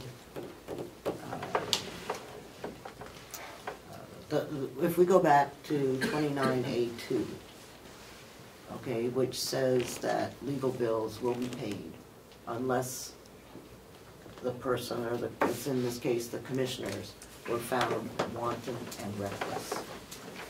And as long as that is not the case, then they should be paid. May I follow up? Certainly. I guess the part I still don't understand is whether that particular RSA refers only to officials acting in their official capacity, or if that RSA also pertains to individuals. And we have both going on simultaneously. This doesn't, and to the best of my knowledge, if any claim is made or civil action is commenced against any present or former officer, blah, blah, blah. So may I, do you mind if I continue Okay. my question? Yeah, I think it will help you. I thought you were finished. I really was, but all I am just saying is that as we learn more, I hope that we are not closing the door to discussing this again if, as we educate ourselves, we find out that we do need to revisit this. Everything can be revisited. Thank you. Okay, there's Thank no, you. That's fine. We no, don't need to do it no now. question. All right. Okay. Now, on to the last issue, which is election of officers and delegates, state, county officers to be elected. In correspondence, I don't know if everyone received it or not, but hopefully you did, or at least I think I forwarded it, that Commissioner Babson and Commissioner-elect Miller indicated that they may or may not take the oath of office on the designated date, which is January 7th, if I'm not mistaken. And Commissioner Sorensen said, well, I can't be just one person. So, I went to the Secretary of State, and it's quite clear in Chapter 653(1), where it says,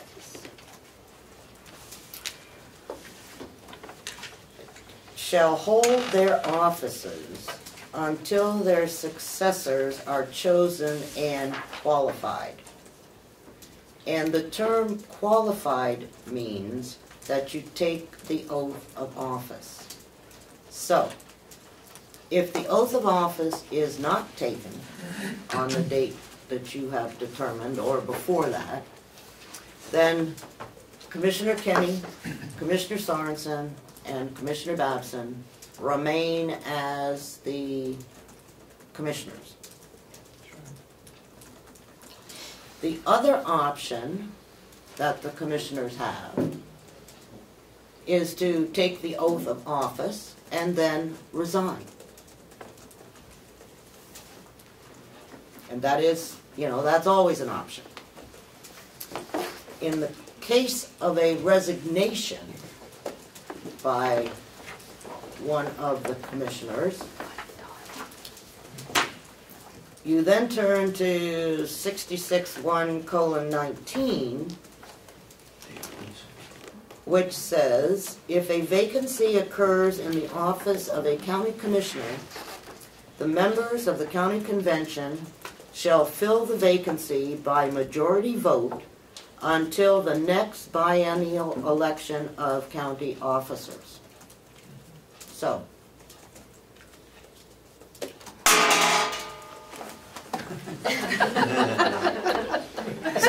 we have, I think, based on the law, we have two things. One, if Commissioner-elect Miller chooses not to take the oath of office, then Commissioner Kenny stays as a commissioner unless she resigns. If Commissioner Babson chooses not to take his oath of office, he remains a commissioner because he is a commissioner, unless he resigns. That's not funny. So, that is where it stands. And I would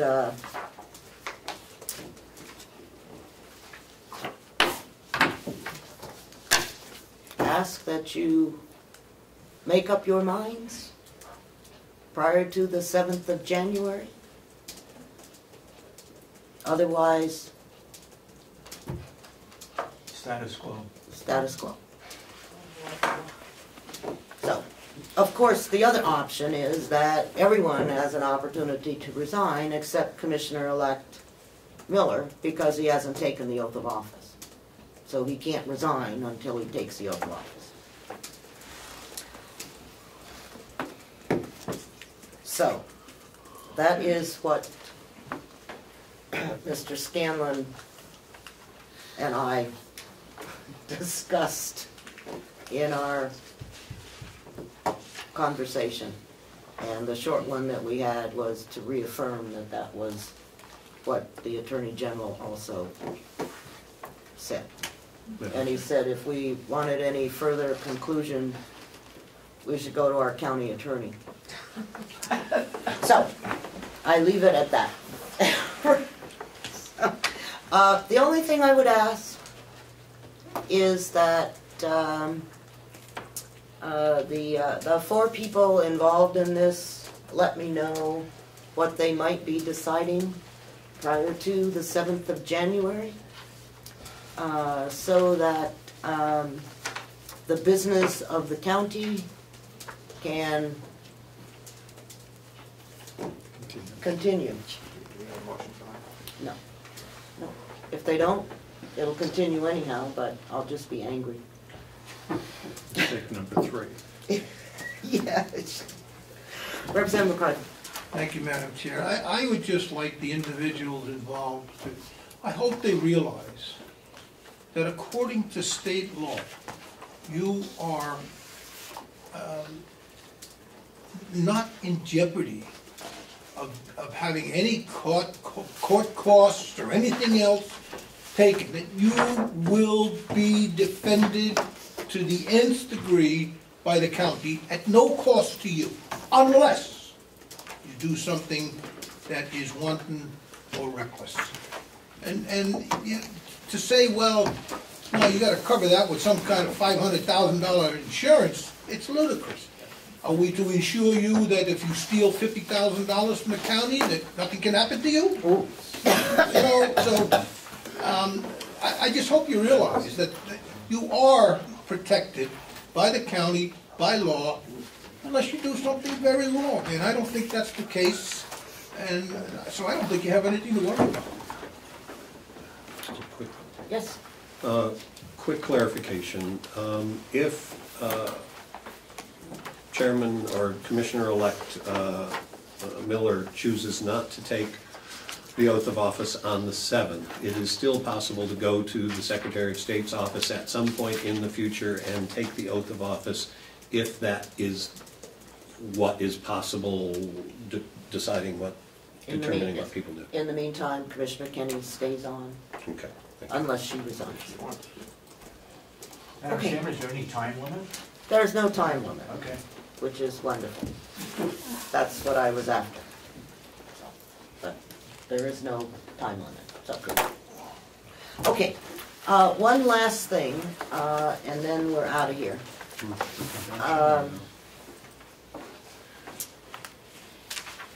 ahead and do one thing. Yeah. Yeah, we have to. Melissa Siemens indicated or sent out to everybody an Excel file dealing with the budget. And Kathy received an early Christmas present besides these 2 little Andes chocolates. Okay. And if you would, Kathy, just give us a brief overview and a sample of what you I'll have pass for us. out the, what our software, government financial software, sent me yesterday was, they do financial software for many, many entities. But anyways, they have a new enhancement which will automatically export work budgets into an Excel form. So, which can include 7 years of actual history, the work budget, and whatever we have like here today. And so I sent out, I gave you a copy of what it says. So Catherine this morning is uploading the software into our program now. So I'm sure they had many requests from people. We've always been able to take a document and put it in Excel. Now it's on the menu. We can choose it. We can select what years, what information can be put in that Excel form. Representative Coffey? Thank you. Thank you, Kathy, for that information. And I look forward to that in the future, but having spent 12 years here and having not only seen how long it takes to implement a program at the state, we still don't have many of our programs, knowing that our Kronos program took years to implement, and I understand we're finally there. My direct question is, you've made this sound like this is instantaneous and can happen today. What's your date certain that you can do that? Well, and I have a follow-up. I would say when I go downstairs, I'll see if it's been loaded and how it works. As for you in particular, I know we've been working on the budget for combining the water and public works. That was based on how we used the old. You know, we could take put them in Excel, and this. Okay, we don't. I mean, I have more information about how it works. My point is, I look forward to seeing that coming forward. I'm thrilled that we can do this. I have a document that I believe was commissioned or was done in conjunction with the commissioners. I start my process as soon as we finish here, and I intend to use this format that was distributed to us, which shows approved budget 14, expenditures, unexpended balance, and commissioner's recommendation. Will you be able to point out to me when I start my hearing process with the subcommittee that if you found any errors or omissions in that would cause me not to use a certain line or something else? I went through every single line and checked. The question before us, okay, is not to have a discussion on this, but the question is whether or not we want to adopt for our official stuff, okay, the budget as we see it now, or the Excel spreadsheet that can be produced starting whenever. So, just, yes, Representative Madam Chair, would the figures not be the same in whichever format we receive? Figures are absolutely exactly the same. Some people prefer Excel spreadsheets, some people prefer the budget as we have looked at it for years, and all I'm asking is for whether we want to continue using what we have been using, or do we want to switch to something that will be similar to this? And that's my question. I didn't think this was going to require discussion. We'd like to discuss. I know, Representative Cordelli. Thank you, Madam Chair. I don't think if we are saying that we will see how this enhancement to the general, to the financial system works properly, and there's no reason to believe that it will not. Maybe it might take more than a day, but I don't think there's any need to say which version will be the official document, because it's all part of the general financial system and just a different output, PDF. I don't think there's that determination. But I wish that this had been discussed with the commissioners and the general and the business office in advance of authorization of an expenditure to have a separate Excel spreadsheet done manually. It's just another. I know. It's just another frustration as to how things go on at the county level. Absolutely, I agree. Unfortunately, just a moment. Unfortunately, the business office was not aware that this was coming out in the software release. That was what I was told. And so I will not ask you what you want today. We will allow Kathy to put the information into an Excel spreadsheet, and she will forward it to us, and you can look at it, and then we will make up our minds later on whether we want to use one, both, or 6 different things. But what I don't want is, I don't want people saying, turn to page 23, okay? And half of the people are using one format, and the other half are using the other format. We have to have one format, so that when we say page 23, we can all turn to the correct page. And that's all that I'm asking. Yes, Representative. All we need to do is retrain ourselves to say, please turn to line 1, 2, 3, whatever page it's on. No problem. They go in order. Anyhow, so that's where I'm coming from. Madam Chair, I just have a quick comment about the Excel. I asked Kathy Gary if she can do it, and she said yes, she can do that. So she could. Okay. Could I have a motion to go into convention, please? Seconded. Thank you. Okay. All right. Okay. All those in favor of going into convention? Aye. Aye. Opposed? Okay. We have several motions. The first one being the minutes. I'll move to approve. Okay, thank you. With corrections. With corrections. Representative Cordelli and Representative Schmidt. All those in favor of approving the minutes as corrected? Aye. Aye. Opposed? Thank you. The next motion. Commissioner Kenny. Yep, read it out loud.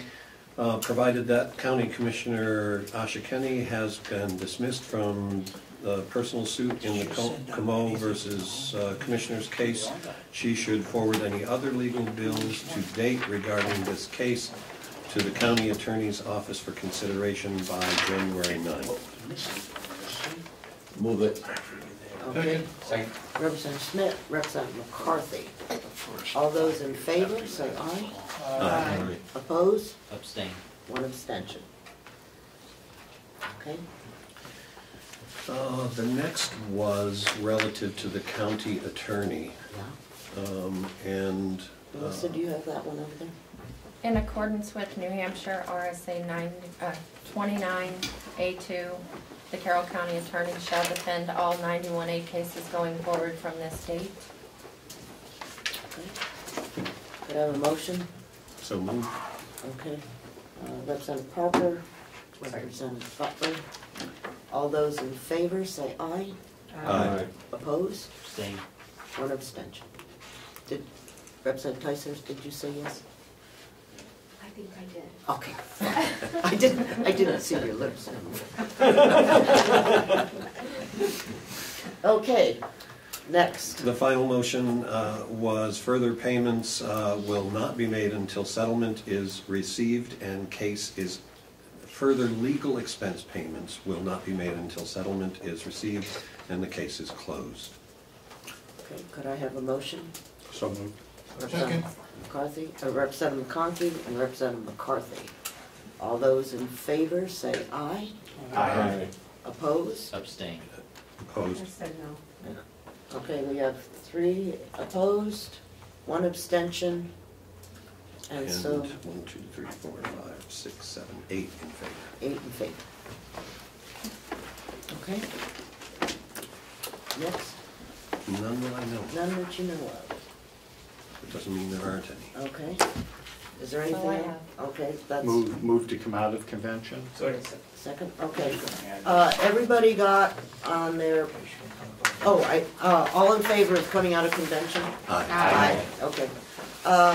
Everybody got the commissioner's proposed lease terms, which we will discuss on the 9th. Okay. Do we have a toner? Commissioner Babson. Seems to be an ongoing situation.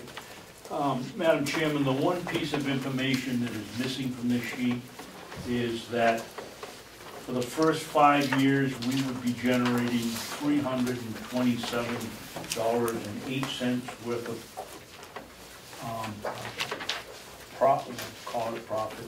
Out of that would come the heat and electricity.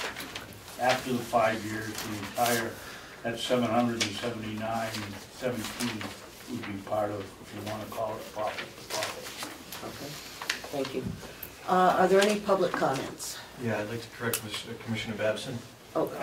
That $321 is aside from heat and electricity. Oh, I thought you gave it to me as including. No, that's off the base rent aside from heat and electricity. Okay. So You that took me, that's because you added another 300. That's pure revenue. Okay. Thank Pure revenue. And also, thank you for your efforts in making this thing. And also one other thing that we didn't mention is that at the commissioners' meeting, you had decided to add a 3% annual increase. All right. Well, that's not in there either. 3% annual utility increase. Madam Chair, maybe, I think the request of the commissioners, sorry. Yeah, we're gonna discuss this. I just wanna make sure that we have all the data that we need to think about for the next 3 weeks. Thank you. Okay.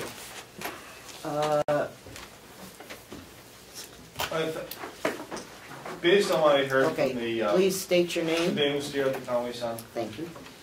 Now, if I understand this correctly, our friend from the insurance company said that the insurance company would pay up until the time that a court has found that their client is in the wrong, and then at that point, the client might owe them back money. No. No, he didn't say that. No. Primex does not collect. No, I'm sorry, yes, he does not collect back. Okay. But the point is they defend until the case is adjudicated, so I found it curious. Not for 91A. Not for 91A, but just in general. That's correct. They defend until the case is adjudicated. And that's, I'm sorry, I didn't make that clear, but. Now you guys are doing the opposite, right? You guys are not defending, or you're not paying for the defense until they're proved not guilty. In this particular case only. So I'm just wondering how you reconcile that. I cannot reconcile that because I didn't vote for it. However, okay, going forward, that will not happen. So I would suggest that you call someone or speak to them that was on the negative side of the vote and ask them how they can justify this in their... I believe it was the positive side of the vote, wasn't it? Well, not, whatever. Okay, so I am not going to, I'm not going to comment on that. And Frank, if you want to comment to him afterwards, then I would appreciate that. Madam Chair, the only thing is that he's wrong in his supposition. The county is covering their costs, and they did it legally. The county attorney was questioned, said, I do not have the expertise, recommended an attorney, which is exactly what the law says she should do. And the commissions agreed with it. So we are within the law, the county is covering it.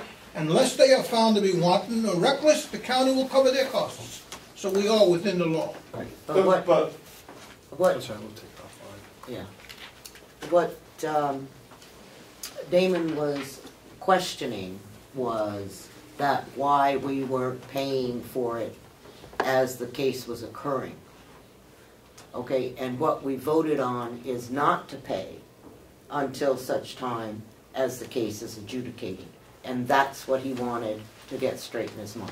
Okay, but this is not a debate, this is just public comments, and if there are people that want to speak to the press afterwards, go for it. Yes. Mark Council again from Conway. I just, oh man, this is, I don't know on that, but I wanted to point something out. You guys have, I have no comment on what you did yet, but could you open that up again? Because I wanted to read something. You might reference this as 655-17 small a, I believe is the citation. But what it is, it goes back to the declaration that any candidate for a state or county office would sign, declaration of intent, and it's signed and it declares, and it says at the very last part, if elected, I shall be qualified, which Representative Umberger clarified as I shall be sworn in for and shall assume the duties of said office. So at the time that the declaration was made to be a candidate, Mr. Miller and Mr. Babson both said by declaration that they would assume the office if elected, and they would be sworn in, they would be qualified. And yet now we're hearing that neither one will continue on that path. I find that to be disrespectful to the law, disrespectful to the voters, and quite frankly, I would encourage both of them, if that's how they feel, to at least have the courtesy to be sworn in and submit their resignation so that the county business and the people of the county can continue forward.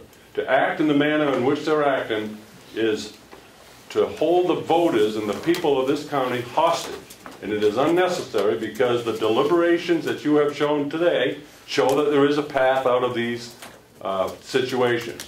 But to come in fresh off the farm and to say, I'm not going to do what I declared I would do unless, is nothing short of blackmail. Thank you. Are there any further public comments? Seeing none? I just want to add something. Commissioner Babson is already here 2 years, so he should have known better. Are there any further public comments? All right, the meeting is adjourned, 25 minutes late. Okay, our next meeting is January 9th at what time? 9? No, we're 2 o'clock. No. It's at 2.